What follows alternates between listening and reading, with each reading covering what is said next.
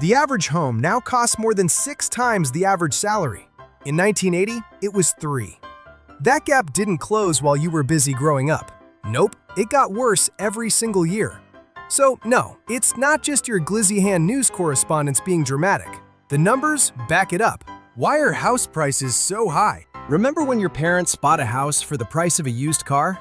Well, the reason that is no longer possible is because we stopped building enough homes around 2008 and never caught up. Meanwhile, Wall Street figured out they could buy houses as investments, and suddenly you're competing against billion-dollar funds with cash offers.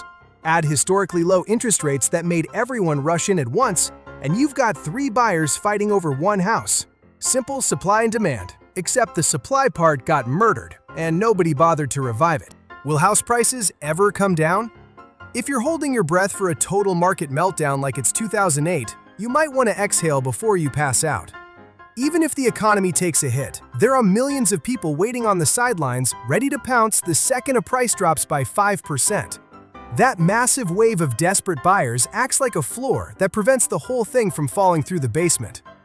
You're waiting for a bubble to pop, but it's more like a brick wall that won't budge. Current homeowners are staying put because they don't want to trade their low interest rates for a new mortgage that costs twice as much.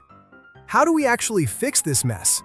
We can't just wish our way into a cheaper apartment or wait for future trillionaires to build a utopia out of thin air.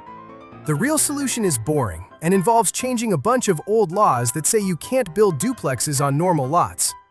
We need to stop treating houses like gold bars in a vault and start treating them like places where people actually sleep.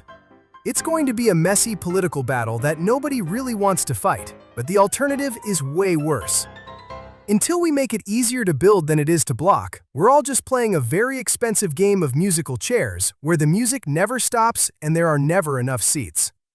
Fixing the housing market might take a while, so if you'd rather not wait, how do you buy a house now?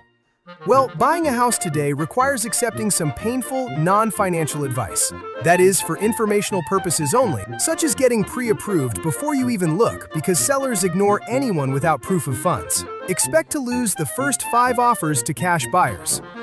Look in areas nobody wants yet because everywhere people want is already overpriced.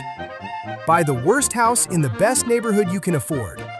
And understand that waiting for a crash might mean waiting forever while rent eats your savings.